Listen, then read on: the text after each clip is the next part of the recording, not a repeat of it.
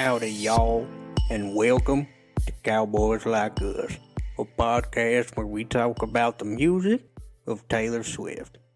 Yeehaw. Welcome to the Last Great American Podcast. I'm Kim. And I'm Justin. And today we're discussing It's Time to Go from the Evermore Deluxe Edition. All right. News? Has any new news happened since yesterday or the day before? Whenever we've been recording? News from around the Taylorverse. Have you done that yet? Have you made that? Not the job, no. No news that I know of that's happened. We got, some new outfits at the last show. So that was fun for the Eras tour, but pretty much just rocking and rolling, playing through jerseys. One thing we didn't talk about is you have been watching live streams pretty much nightly from the Eras tour, have you?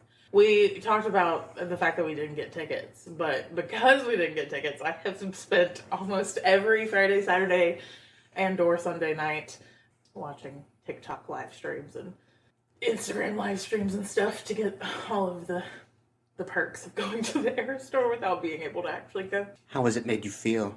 Upset sometimes. Yeah, I can see that. Mostly just like a sense of FOMO more than anything. But it has also been fun because I feel like I still get to be a part of it. So back in the day, you wouldn't have been able to do that. People went on tour and you just didn't know anything about it until way later. So the fact that I get to watch it on live stream is pretty impressive. Right. Don't really have anything as to what she's up to. She's chilling in Jersey. Well, I guess probably New York. I did see an article that said Taylor and Maddie were moving in together. Oh, that was the headline. Okay. May have been clickbait. I didn't click on it because I'm not getting took today. But yeah, I did see that. So I also saw, I believe it was a TikTok about a rant he went on at a show about his apology and Ice Spice and things like that. And it seems like he just continued to put his foot farther in his mouth rather than make anything better. I don't remember details of what was in it, but it seems like he's not doing a great job of making the situation better for himself. Oh boy. Yeah. Well, I guess that's about it then. Taylor is... Pretty short intro. Yeah. Taylor's on tour. Speak Now is coming out in July. July 7th. So we got about a month. Yep, getting a little bit closer. Over a month. You watched the Karma video, right? I did watch the Karma video. You want to talk about that a little bit? Okay, yeah. Okay. So she released a music video to go with the Ice Spice remix of Karma, starring herself and Ice Spice. Taylor directed the music video herself. Ooh. There were so many Easter eggs in it. I don't think, between watching it myself and also seeing explanations from all of the creators on TikTok, I don't even think I've gotten to the bottom of all of the Easter eggs. There are just so many. The music video opens with Taylor posed as Justice, I think, or Libra, either one, but with the scales in her hand. Right. And at the base of her, like, she's supposed to be like a statue, and at the base, in Roman numerals, is 1989. Oh boy. So everybody's excited about that. Right. Lots of clock imagery throughout it, obviously coming out of the Midnights era, and Karma being on Midnights. Clocks are big. Clocks that go to 13. Mm-hmm. Yeah. And there was, so skipping around a little bit, but at the very end of the music video, it shows her walking with a cup of like tea or like coffee, that's got a clock on the top in the foam, and it like ticks up to like midnight. Ooh. But when she's holding it, her left thumb is painted 1989 blue, and her right thumb is painted Reputation black, and it's like right at 8 and 2. So a lot of people think that means we're going to get an announcement for one or both of those albums in August. Some people think it's a double drop, and they think that we're going to get an announcement on August 2nd, and then the albums are going to double drop on August 25th. Yeah, I believe Madeline Irby, future guest of the Pod Yes. Gremlin. Pod Gremlin. She is an advocate for the double drop theory in October, right? I think she said that. I think so too. I don't remember what. I don't remember her reasoning, but I believe that was her I don't theory. either. So yeah, people have been doing a lot of theorizing. There's a lot of theorizing going on. There's also some connection back to Evermore and folklore. So at one point, Ice Spice and Taylor are standing like up on this cloud pedestal thing, and they both have these glowing lassos, which is kind of a callback to the Evermore. Or not Evermore, sorry. It's a callback to the folklore music video for Cardigan, I believe. Is that so? Because she has I might be wrong about that, it might be a different one, but there's like a glowing thread that everybody thought was in reference to Invisible String in that music video. But anyway, it's very similar to the lassos they use. I believe that, I don't know if this was a shot from the video or just a promotional shot, but I did see a still of that scene with the glowing lassos and everything. And I believe Taylor's is connected to Tied Around the Moon. And Ice Spice is around Saturn. Love You to the Moon and to Saturn. Exactly. From Seven? So folklore. Yeah. So yeah, just tying it back to those eras. Some people have said, so there's a scene where she is like Dorothy skipping down the yellow brick road. And in the background, there's like a castle that looks very much like the castle from the Bejeweled music video. So everybody is like, this is semblance of her leaving that in the past and moving on from the era that she's in now. Maybe on to Speak Now or 1989 or something like that.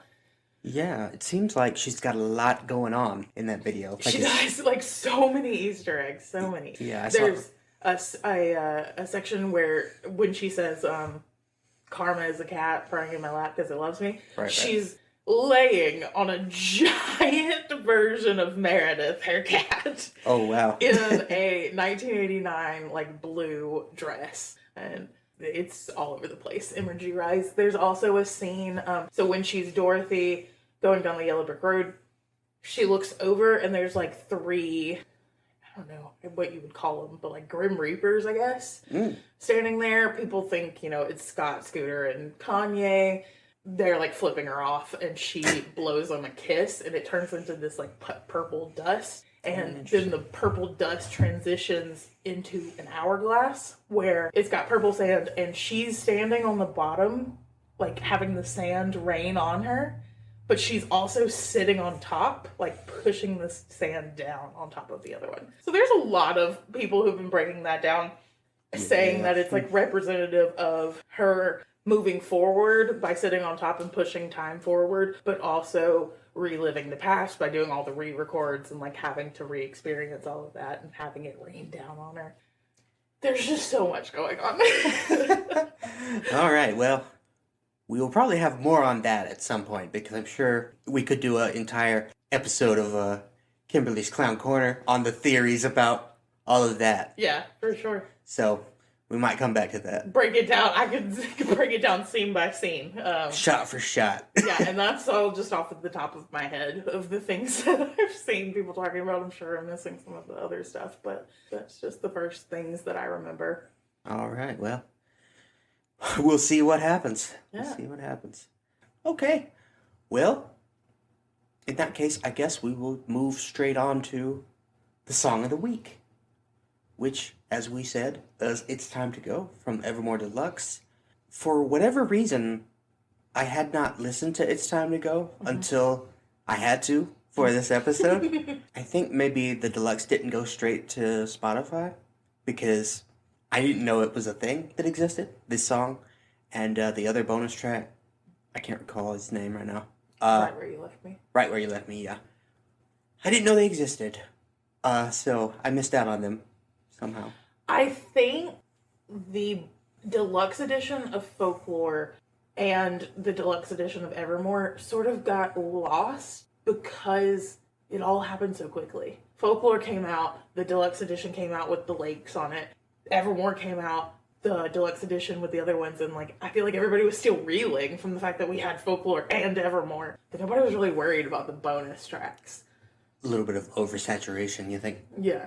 But this was not the first time I had listened to it, but it's definitely not as often in my rotation of things. Right.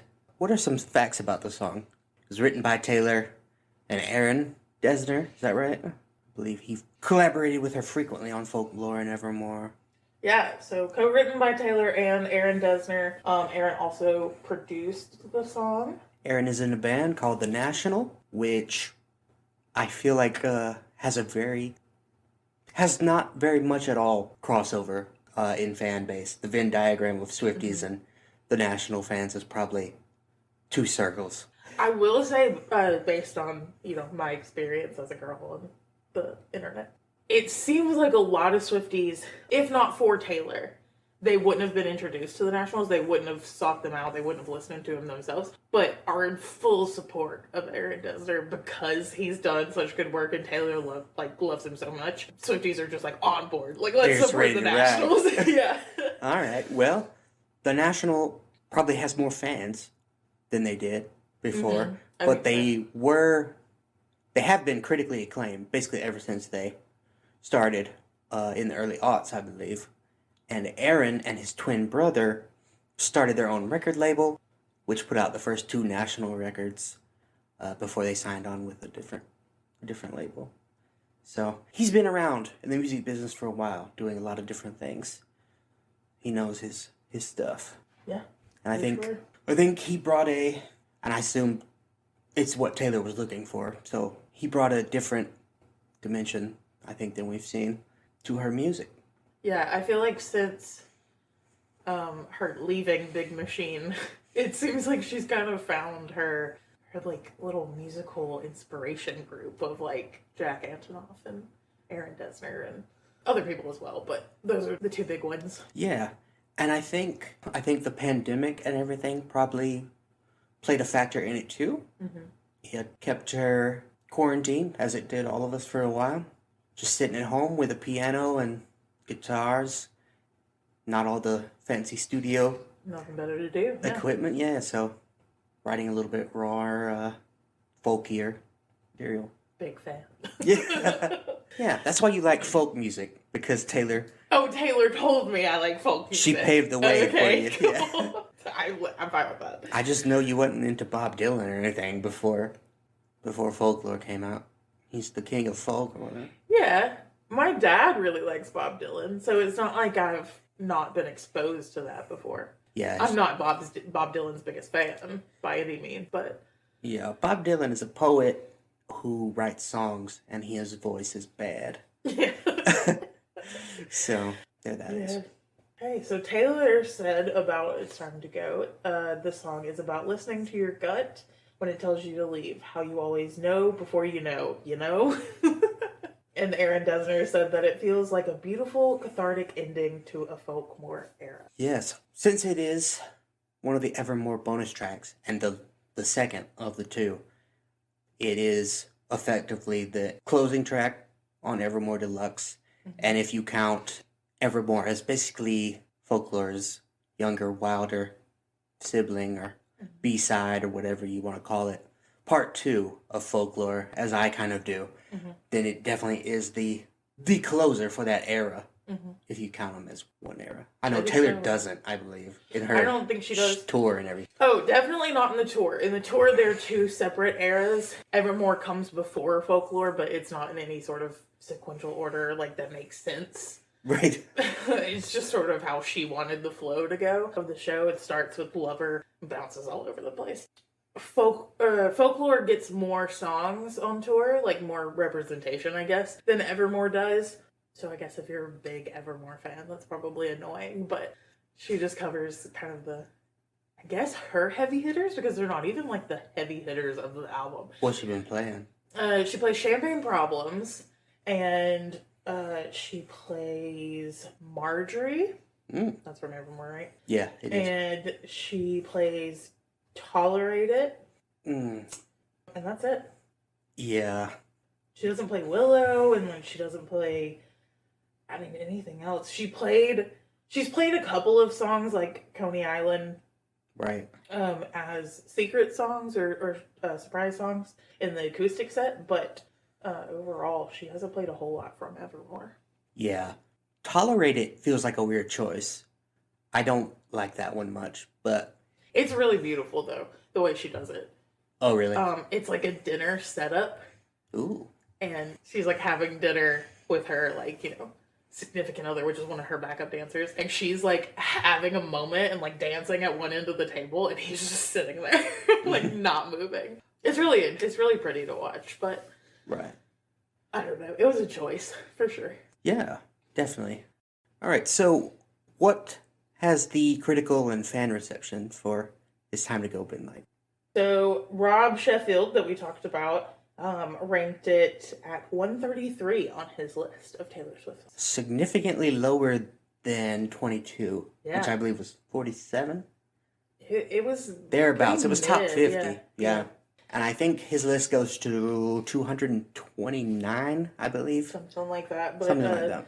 Pretty low, which I think is wild, because I think this is pretty, I don't know, like, deep into her, like, the maturity of her music. But he just doesn't like it, I guess. Doesn't vibe with it, yeah. No accounting for taste. The Taylor Swift Reddit ranked it 16 of the 17 tracks on Evermore. Woof. Only ahead of Closure. Why y'all coming for Closure like that? I know!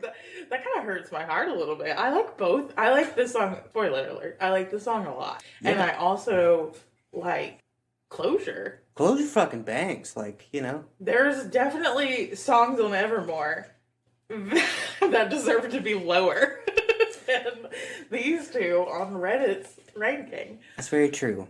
Very true. But they are entitled to their opinion, as we are ours, and Absolutely. we will let them hear ours in a second. Yeah.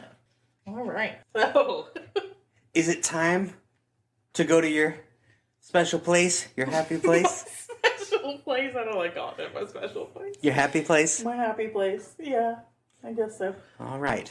Well, then, we are going to give you an exhaustive breakdown of what we think and other Swifties think this song is about lyrically. And to do that, we're going to have to go to Kimberly's Clown Corner once again.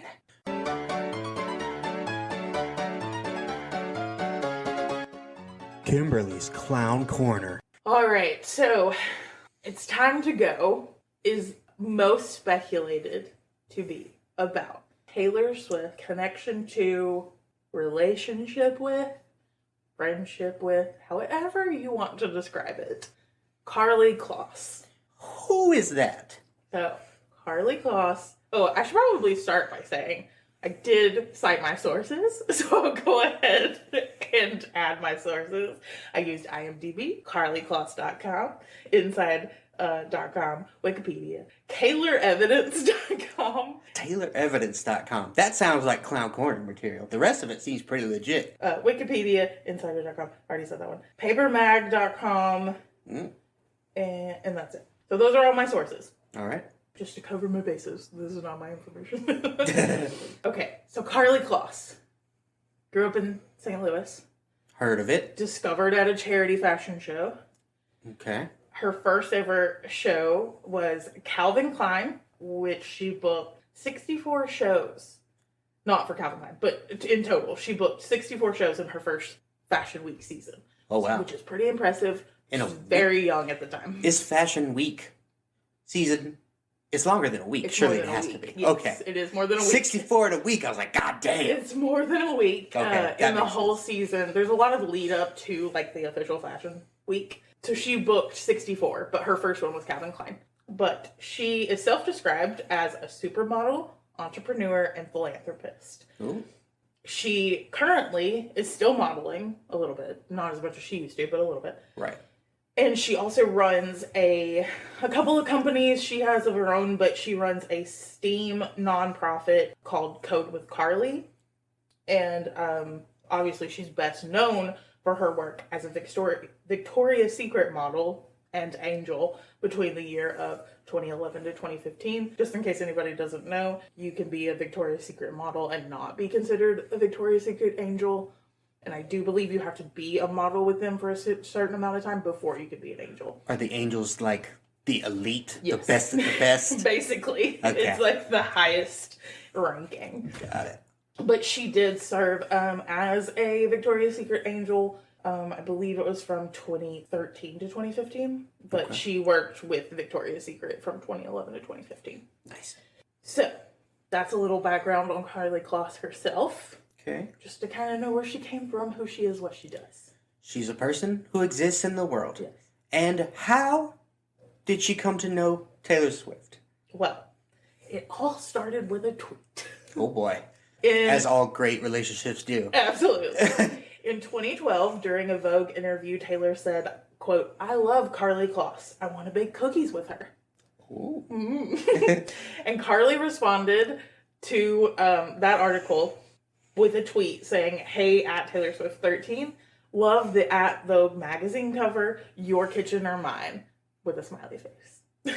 Want to get her mitts in Taylor's oven. Oh, Sounds no. On November 13th, 2013, they met in person for the first time at the Victoria's Secret fashion show.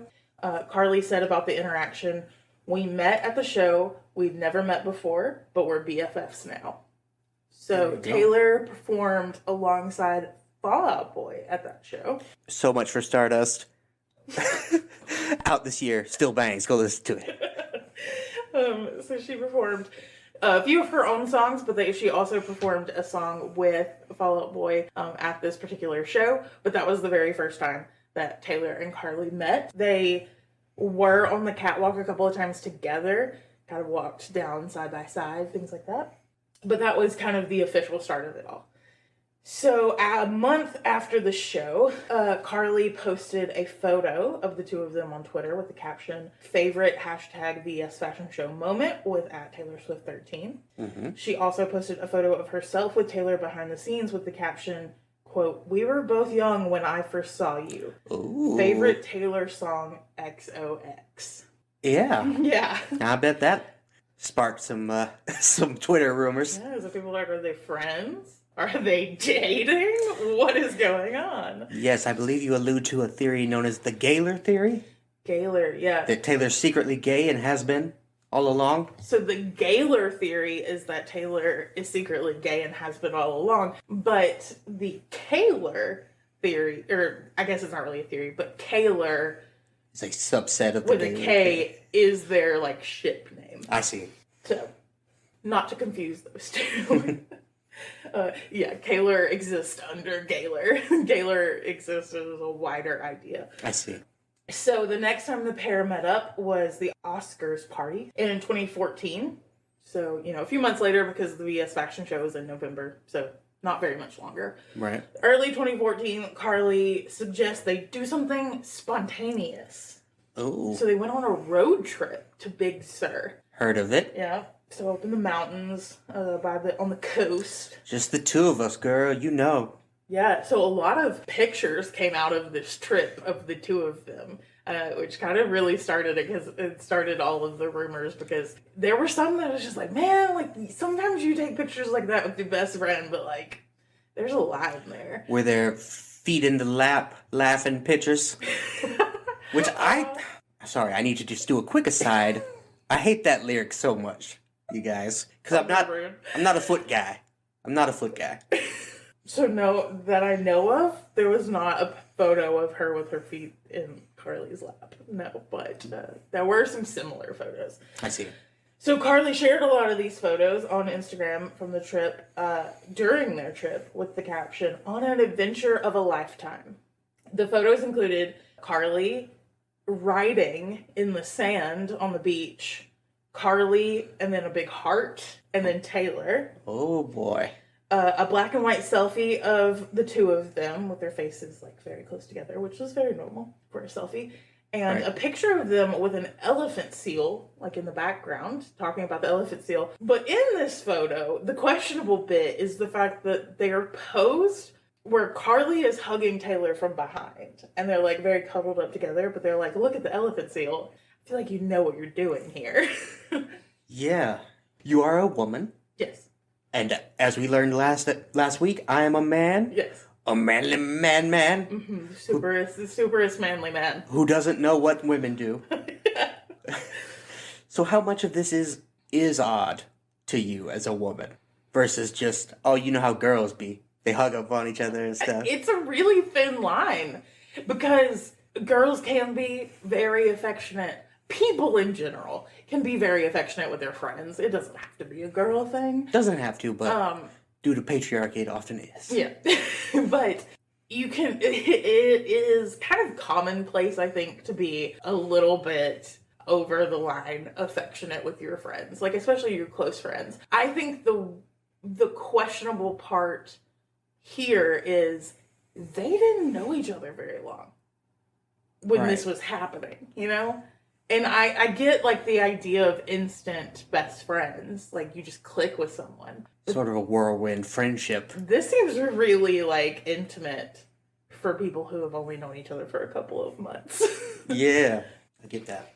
I should note that Madeline Irby, future guest of the podcast, Pod Gremlin.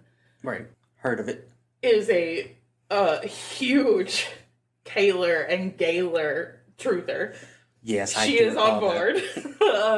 I am very skeptical about it. I'm very much of the opinion that, like, who are we to speculate on her sexuality? And if she wants to tell us, you know, that she is of the queer community, great. And if she is very straight and wants to stay very straight, then great. Right. I will reiterate, as we said last week, that we are against homophobia and all forms of bigotry here on the Last Great American Podcast. But I do think it feels a little weird to speculate about someone's sexuality in that way, and a little bit gross, and, I don't know, inappropriate. Right. So all that to say, you know, we don't know what Taylor Swift's sexuality is, what she identifies her sexuality as, and it's none of our business, really. Right. But she definitely makes it feel like there was something going on with this particular person. Do you think she was queer baiting, which is a term that I haven't heard so much lately, so I hope it's still okay to say, but it refers to a phenomenon where straight people pretend to be like they might be gay or whatever to sort of, I don't know, as if they want to be a little bit subversive, a little bit clout chasing, a little bit, look how progressive I am. You know what I mean? I'm not explaining it very well. But No, I do know what you mean. I think that sometimes things are easily misconstrued that way. Right. And it wasn't the intention. Okay. So I think if it were to be fact that they were strictly just friends and nothing else happened, I don't think they intended for any of it to come off as that. They were just having a good time and didn't realize what it was going to look like when they did these things, and then realized later on when they started getting all of these, like, questions and, like, accusations and things like that, they were like, crap, like, what have we done? But we'll get into that, so we'll move on. Okay. In May 2014, they got ready for and attended the Met Gala together. Heard of it. Which was a big night of the year, yeah. And they stayed very close together to the point that everyone made note of it. Like, paparazzi and everybody were like, they are not leaving each other's side. Right. Should be noted that, like, a majority of the time that they're friends and this is happening, they are both in, Karlie's in a long-term relationship with a guy named Josh Kushner. Oh boy. Related to Mr. Jared Kushner? You know, I don't know if they're related. I didn't look it up. I believe it's his brother. I'm pretty sure. Oh, yeah, I didn't know that. I think I read that, yeah. I'll double check, because that seems like a thing you don't want to accuse someone of. Yeah, I wouldn't want to be accused of being his brother. But, Yes, he is the brother of Jared Kushner, son-in-law, and former senior advisor to former U.S. President, who shall not be named. Oof. Well, I did not know that. I did not look very hard into him. They started dating in 2012, so they were together the entirety of all this going on. Yeah. Taylor also had, you know, various relationships happening during this time, most notably her relationship to Calvin Harris, which will come up. But so they get ready for and attend the Met Gala together. Right. Even though they're both in relationships, so that's fine. You don't have to take your significant other to the Met Gala. Nope. They are seen together frequently over the course of 2012. In a Rolling Stones interview, tour of her New York apartment, Swift introduces one of her guest rooms as where Karlie usually stays. Okay. In November 2014, Taylor brings Karlie as her date to the AMAs, so the American Music Awards. In December of that same year, Taylor plays the Victoria's Secret fashion show for a second time. This time, she's like headlining by herself, the show. Right. Taylor walks the catwalk with a bunch of her friends who are angels, but Taylor walks with Karlie hand in hand down the runway during Taylor's performance of Style. So after the show, Karlie posts a picture of the duo holding hands, but from behind, walking backstage, and captioned it with the lyrics from the song, which were "We Never Go Out of Style." They're really leaning into it if they're not if they're not dating. They're really, I think they know what they're doing. If they don't at this point, maybe not at first, but maybe at some point they realized what was happening and decided to lean into it a little bit. I mean, maybe, but that does seem a little baity, like we talked about. Yeah. If that is the case, but I genuinely don't think they were trying to. If they weren't like interested in each other, which is still a possibility. I don't know. I don't like to speculate. Right. Which actually I love to speculate about a lot of things. But I don't really think it's any of our business what they were feeling. But in December of 2014, if the Gaylor rumors weren't circulating before, because we've discussed they definitely were and should have been. Right.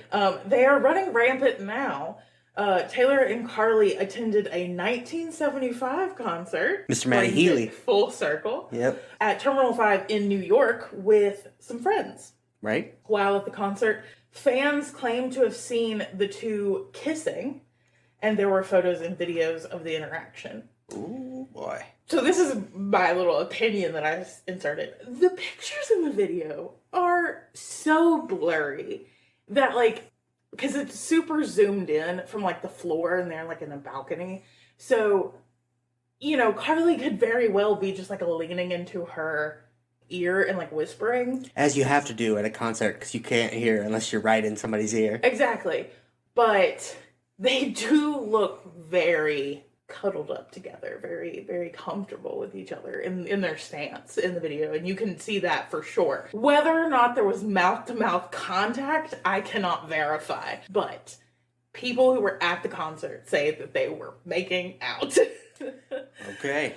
So I wasn't there, I can't say. That is that's the supporting theory of Madeline's, like, support of Gaylor theory, is this interaction. So, well, sometimes when you're out with your friends, you're having a party, you're getting wild, and you just get a little hammered. Yeah, absolutely. and it doesn't have to be gay, Doesn't have to be gay. Just some friends being friendly. That's all. Also, if you feel that couple way, of besties. If you feel that way, maybe you should reevaluate. You probably are gay.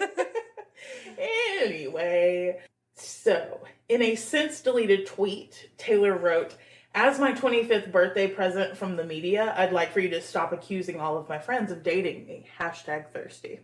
So that was immediately following the 1975 debacle. Okay. And then in March 2015, Karlie and Taylor appeared together on the cover of Vogue. Right. Taylor speaks about how people around her for years had suggested that they meet. Makeup artists and hairstylists would tell her that she and Karlie were the same person and would be the best of friends. Karlie says in the article that they were very close and very supportive of each other.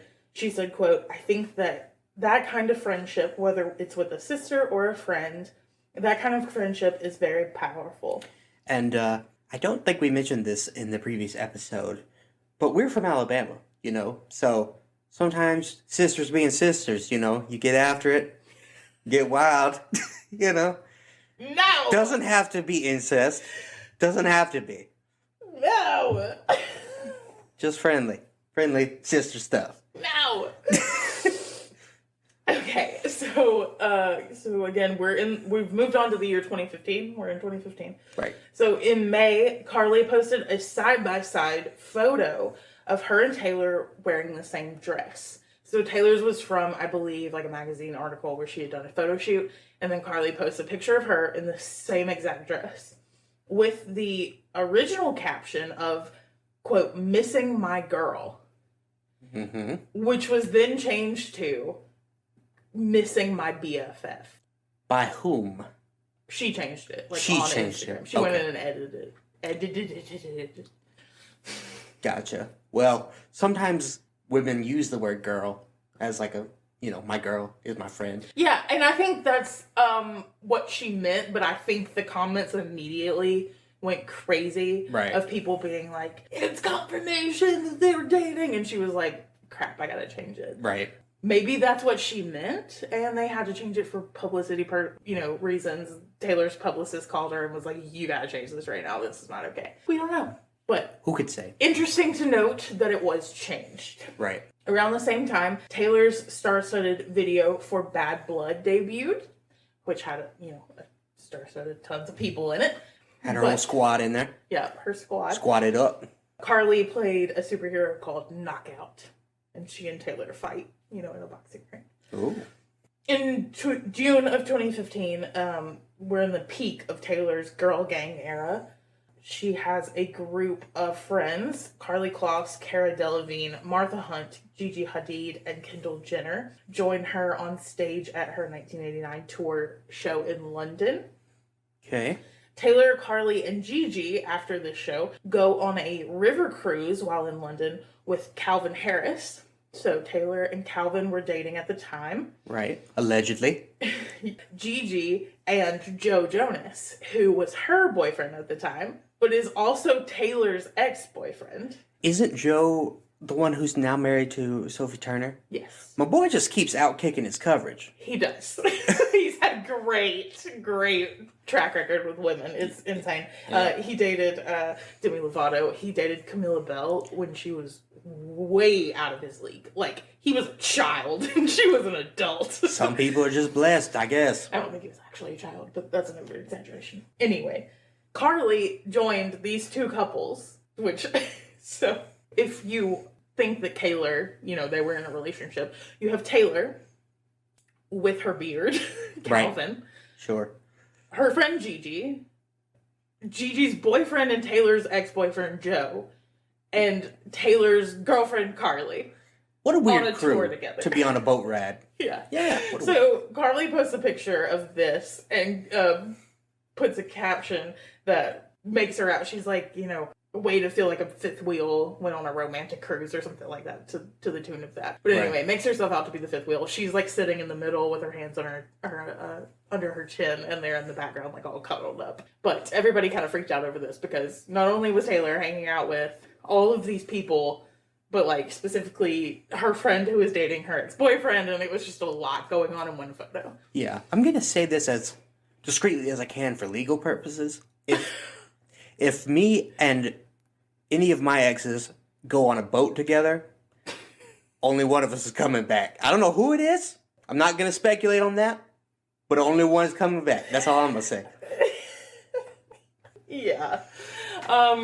Well, we will talk more about Taylor and Joe's relationship. There are plenty of songs about it. Mr. Perfectly Fine himself. Yes, so we will talk about it more, I'm sure, but up until that point, they had a pretty rocky breakup and like a non-existent friendship. So I think that was the first time it was kind of like, okay, they're on decent terms now. I think they broke up in like 2007.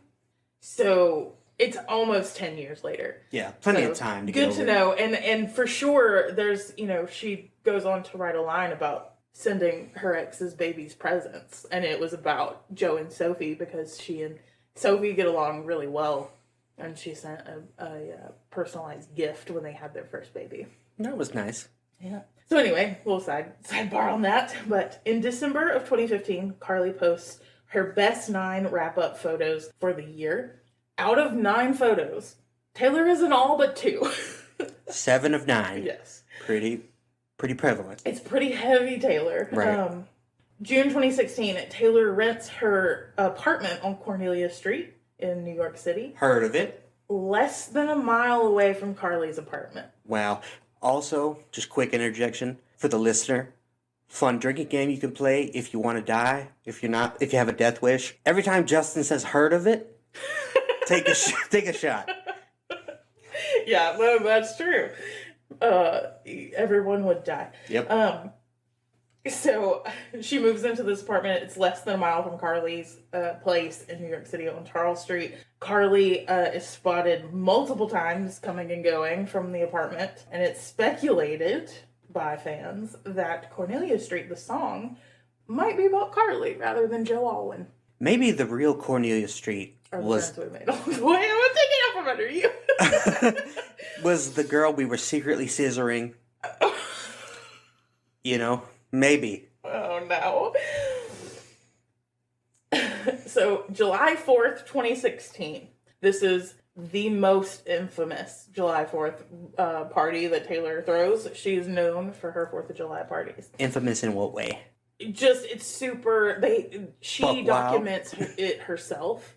She's just known for throwing these 4th of July parties at her houses. Wild ones. Mostly, I think, at her house in Rhode Island. Holiday house. Yeah, she just posts a lot about it herself. And it's usually all of her big name friends, like Blake Lively, Ryan Reynolds, all of her model friends. Like, all of them are there. But this was kind of the peak of that because, like I said, she was in her, like, girl gang era. So, like, all of those big name girls that she was bringing out on tour and seeing out with all the time were there. So, at this particular party, Karlie attends. After this party actually is happening right after her split with Calvin Harris. And this is the party where Taylor Swift is seen canoodling with Tom Hiddleston. And he wears the shirt that says, I heart Taylor Swift, or TS, or whatever. Yeah, I remember that. It was a weird photo. Yeah. August 2016, during the resurgence of the Kim-Ye-Swift feud. So that's Kim and Kanye West. Yep, we'll get into that at some point. Karlie says, quote, I think she's been a lovely person to me in the past. Look, I really don't know her that well. In response to an interviewer asking her thoughts on Kim Kardashian West. Right. Just a brush off, really. Yeah. After fans took this as Karlie speaking out against Taylor in this feud, Karlie tweeted, I will not allow the media to misconstrue my words. Taylor has always had my back, and I will always have hers. So that was a fucking lie. Yeah. Spoilers.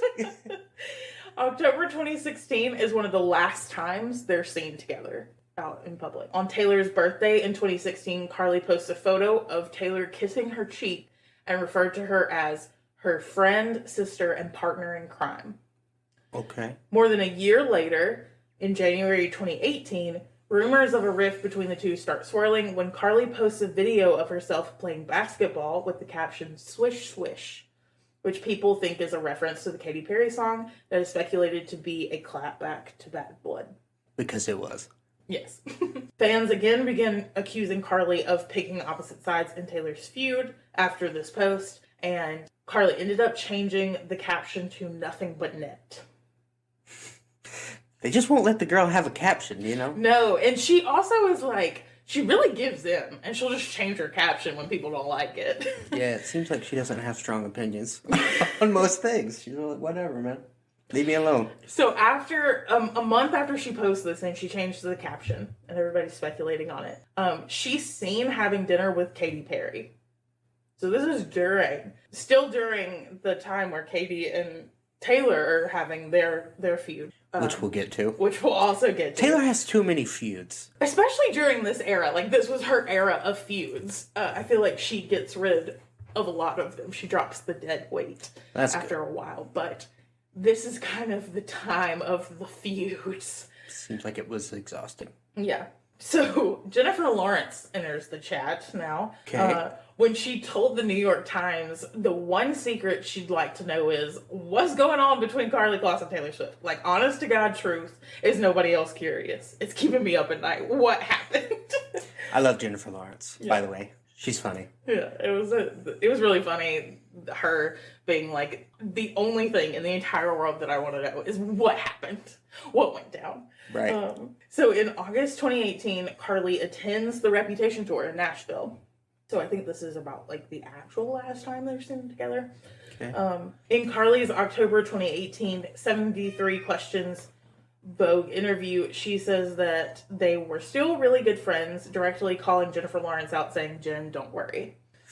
Ooh, girl. Later that same month, Karlie got married to her boyfriend since 2012, Josh Kushner, in a small ceremony in upstate New York with only 80 guests. By this point, he's a known fascist. Advisor to Donald Trump. I guess so. Garbage ass. So anyway, they have a small ceremony of 80 guests. Taylor did not attend. Yeah. In June 2019, the newlyweds hosted a larger wedding reception in Wyoming. Taylor did not attend. Karlie's team claims that Taylor was invited to both. Taylor has not spoken on the matter at all. Well, I don't think. Her team might have said that, like, she had scheduling conflicts or something, but she herself has not said anything. However, Katy Perry and her husband Orlando Bloom did attend the wedding, as well as Karlie's longtime manager, Scooter Braun.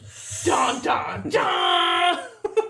Oh boy. Another person we'll have to get to. Yeah. Well, we get to it a little bit. Okay, go into it a little bit. Yeah, just a little bit. Dip our toe in. So who is Scooter Braun? Who indeed? Scooter Braun is the most well-known for managing artists like Justin Bieber, Ariana Grande, Carly Rae Jepsen, Heard of her? and Kanye West. It's also in June 2019 when Scooter's company, so right at the same time that they're hosting this larger wedding reception, and Scooter is there, and Katy Perry's there, and all these people are there, and Taylor's not there. The same month, Scooter's company, Ithaca Holdings, acquires Big Machine Label Group, the label that signed Taylor to a 13-year recording deal at 15 years old. This sale meant that Scooter Braun owned the masters of Taylor's first 6 albums. Right. Taylor states that she tried to buy her masters, was offered unfavorable conditions. Those conditions were to re-sign with Big Machine and earn back her albums one by one per new album produced. Right. Taylor says she was not informed of who was purchasing her masters before it was announced to the world. She stated, "All I could think about was the incessant manipulative bullying I've received at his hands for years." Big Machine simply claims Taylor declined to buy her masters. So, Scooter Braun is somebody based off of, like, all of the people that he's associated with. He's always been less than 6 degrees removed from Taylor. Right. Throughout a majority of her career. You know, he represented Justin Bieber, who infamously dated one of Taylor's best friends, Selena Gomez, for a long time. He managed Kanye West, who, like we said, Taylor has a huge feud with, one of her most well-known ones. He managed Karlie, who was her best friend. So he's always been around, and she's saying that, like, the entire time he's been around, he has been nothing but a giant bully to her. And then all of her stuff is sold directly to him. Yikes. Which he went on to sell it to someone else for a giant profit, which Shamrock is ridiculous. Holdings. Yes. So, the end of Taylor as we know it, to wrap it up. So, while all of this Masters information is coming out and Scooter and Taylor are publicly feuding, Karlie and Josh go on vacation with Scooter and his wife and a bunch of friends. Other celebrities are vocal at the time about taking one side or the other, whether it be Scooter or Taylor, but Karlie remains completely silent on the situation. Okay. On this vacation, Scooter posts a photo of himself, another friend, and Karlie and Josh, and captions that, quote, "week of laughter." Week of laughter. What a thing to say. Karlie and Taylor have had no public interactions since. There are many songs in Taylor's catalog that are rumored to be about Karlie. Right. And I have listed them out here. So we'll just go over the ones that you can reference back to this if you need to know who Karlie is. We won't talk about it anymore, but we'll tell you when we're talking about a song who that's, meant to have been about her. Right. So, starting with 1989, it would have come out right around the time that they first met. This was a deluxe edition song, so it was added on kind of after the initial album came out. So it is, potential. But these are all speculated. None of this has been proven to be Right. true. It's straight clownery.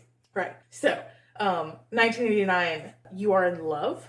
I like that one. It's a good one. A good portion of Reputation people think is about Karlie. I could see it. So In Game, Don't Blame Me, Delicate, Gorgeous, So It Goes, King of My Heart, Dancing with Our Hands Tied, Dress, Call It What You Want, and New Year's Day. I've heard that Gorgeous was probably about Karlie, that was what people believed. I did not know about all those others. I think now that, like, you say it, now that, like, I read it and I've typed it out and I'm thinking about it, Dancing with Our Hands Tied makes some sense. How so? If they were, like, in a secret relationship. Okay. Yeah. Way, but I don't know. We can talk about it when we get to that song. That's right. It's coming. Dress also really makes sense. The lyrics in Dress make a lot of sense. Okay, so on Lover, Lover itself, Cornelia Street, Paper Rings, Cruel Summer, Afterglow, and False God. From Folklore, Illicit Affairs, and Hoax. Okay. From Evermore, Champagne Problems, Right Where You Left Me, It's Time to Go. Right Where You Left Me and It's Time to Go being the two bonus tracks. Champagne Problems being the only one that made it onto the album. Right. But again, when we talk about those specific songs, we'll talk about why people think those are about them. Gotcha. And then From Midnight's, Question is speculated to be about Karlie. That's interesting because I don't know what the hell that song is supposed to be about.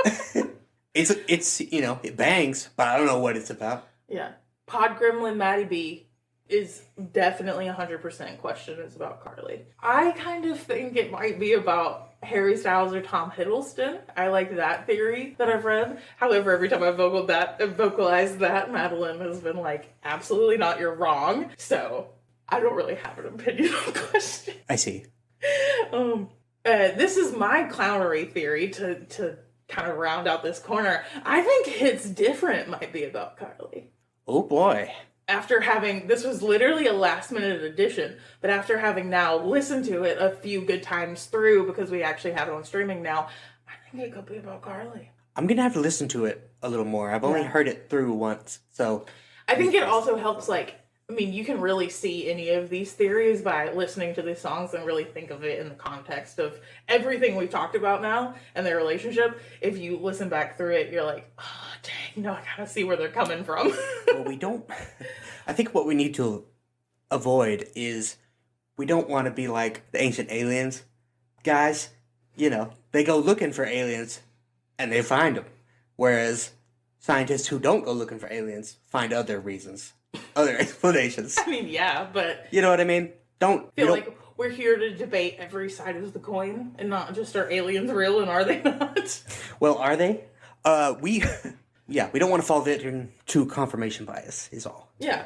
And I think Madeline, the pod gremlin, is falling victim to it. Well, we'll just have to have her on to defend her side of things. Yep. She, is very good at her own research and evidence providing, so... she'll have to come on and defend her stance. Future guest of the pod. Yes, exactly. But, all that being said, there are some that I agree with, some that I disagree with, but I am introducing a new theory that I think Hits Different is about Karlie.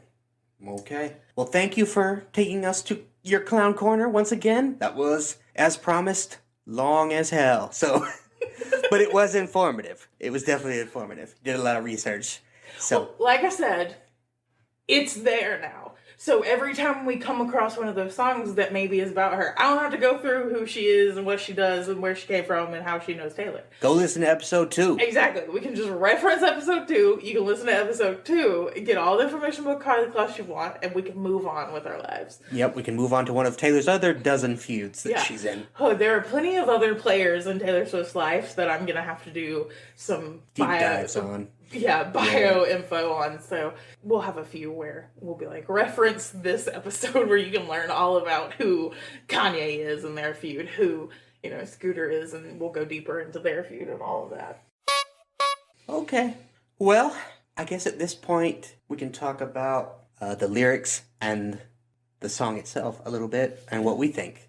Now that we have learned everything we ever wanted to know about Taylor's relationship with one Karlie Kloss, I guess we should talk about the lyrics from It's Time to Go that people think are about Karlie, because the song kind of covers a lot of different scenarios and memories and situations. So, what are the lines about Karlie? The lines that people think are about Karlie, or I guess the part of the verse that people think about Karlie, is when the words of a sister come back in whispers that prove she was not in fact what she seemed. Not a twin from your dreams, she's a crook who was caught. Yes, depending on how you count the verses, it's either the back half of verse 1 or it's verse 2 if you count them. Individually, yeah. Yeah, quatrain. I think it's the back half of the first verse. That's how I count it too. Yeah, the way but I've seen it both ways. Looking at it, it's split up weird. Yeah. And then she has a few in there that are just kind of general situations about her boyfriend's wandering eyes and when you're ready to leave the restaurant, different things. But then she also has, I guess it's verse 3 that is about, it seems to be about Scott and the big machine sale and possibly Scooter. Yeah, I think so. So it starts with, sometimes giving up is the strong thing. Sometimes to run is the brave thing. Sometimes walking out is the one thing that will find you the right thing. 15 years, 15 million tears, begging till my knees bled. I gave it my all, he gave me nothing at all, then wondered why I left. Now he sits on his throne in his palace of bones, praying to his greed. He's got my past frozen behind glass, but I've got me. As I said, I had not listened to this song at all until a week ago when I had to for this episode. And I've only listened to it a handful of times. But one thing I did note about it is it felt like Taylor was talking about a lot of her different feuds, a lot of the different people in her life and different situations that other people might also go through, and try to connect these disparate situations via the theme of you know when it's time to go, right? Which makes sense, and I totally see where she was going with it. But I do think that it feels a little bit scattered because of that, because she tries to cover a lot of ground in that way, and I think it could have been a stronger song lyrically if she had just said, I'm going to get into the Karlie Kloss situation in depth, and I'm going to really get in there and feel my feelings about it, instead of trying to cover everything at once, as it seems like she kind of did. Musically, it's fine. You know, it sounds like a Folklore Evermore song to me. It definitely doesn't belong on any of her other records to me, I don't think. It definitely has a heavy dose of Aaron Dessner on the production. I think if it were to go on another album, it'd be Folklore. But like we touched on, it basically A-side, B-side. So yeah, it don't really count. it doesn't count. But I also think there is like a slight enough difference between Folklore and Evermore that it really belongs where it is. Yeah, I think so. I think Folklore as an album feels a lot more cohesive than Evermore, which makes sense if we think of Evermore as all of the cut tracks. the from leftovers, Folklore. the B-sides. Yeah. It feels a little more eclectic. So, a little bit wider range of songs on it. And there are some on Evermore that are definitely like, you listen to them and you're like, she intended for this to go on Folklore. But it just didn't. It didn't make the cut. Yeah, and then there's some really weird songs. We'll get to it, so I won't go into it too much. But No Body, No Crime, what the hell is that song? You know, I'm a big fan of the sisters Haim. Yes. Yeah. I actually don't know how to say their name, but I do like their music. But yeah, that song is straight ass. Yeah. Well, much like Lana Del Rey on Snow on the Beach, she really did them dirty. But who knows? Maybe they, wanted to be on that song. Maybe. It was poor choice if they did. But so I agree with you. I think it touches on a lot of storylines in her life, a lot of feuds, a lot of friendships and relationships, and knowing when it's time to go. And it probably could have been narrowed down to just a couple. Focus in on a few good stories to kind of sell your point. It didn't have to be all of them. But overall, this song really grew on me. So I didn't, much like you, I didn't listen to it when it first came out. It just kind of got brushed to the side. But after, the new wore off of Folklore and Evermore, I found myself going back to be like, let's discover something different, something new. And that ended up being all of the bonus tracks. So this song grew on me a lot. When I did finally listen to it, I was like, yeah, it's great. But the more I listen to it, every time I listen to it, it gets a little bit better, in my opinion. The overall vibe for me was, I think that this one, and actually the other bonus song on Evermore, could have made the actual Evermore album over some of the ones that actually did make it. So myself, Evermore, I haven't done the statistics math on it that a lot of people have done on TikTok, but I would say that Evermore might have my most skipped songs on it. Okay.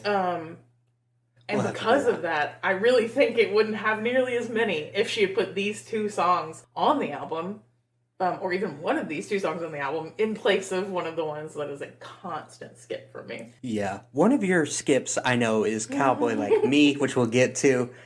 And I gotta tell you, folks, I lobbied pretty hard for this podcast to be called Cowboys Like Us, mostly because Kimberly made a delightful thing of cover art with the cowboy cats singing, Singing cowboy meme. cats in the fog over the mountain, Yeah, God, it was majestic. It was really great. But maybe we'll share it on our on our social media. Much like you what could have been passionate about your hatred for No Body No Crime, Cowboy Like Me deserves to die.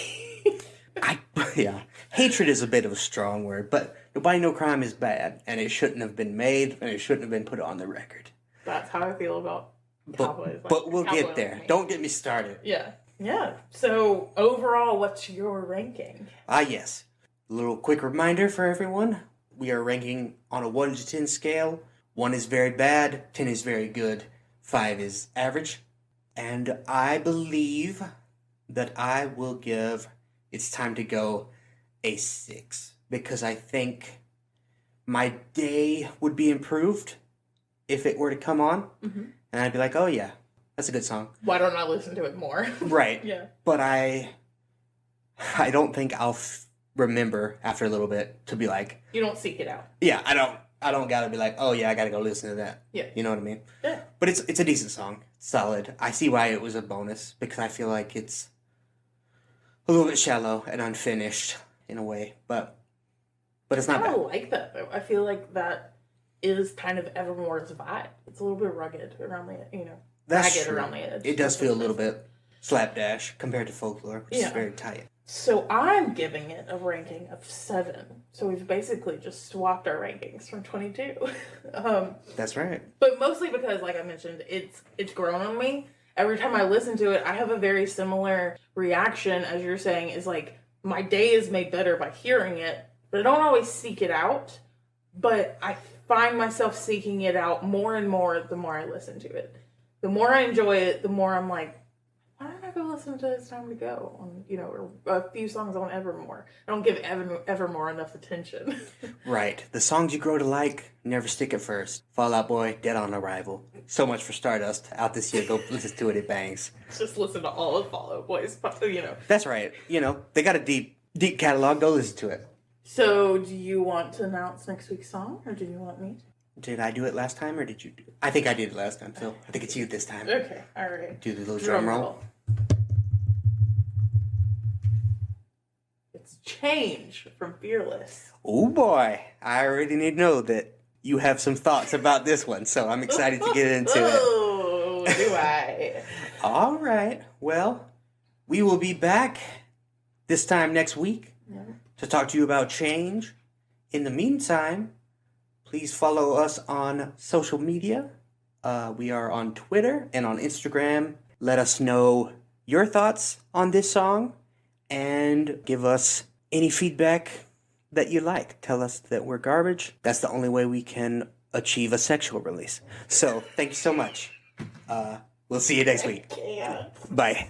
Yeah.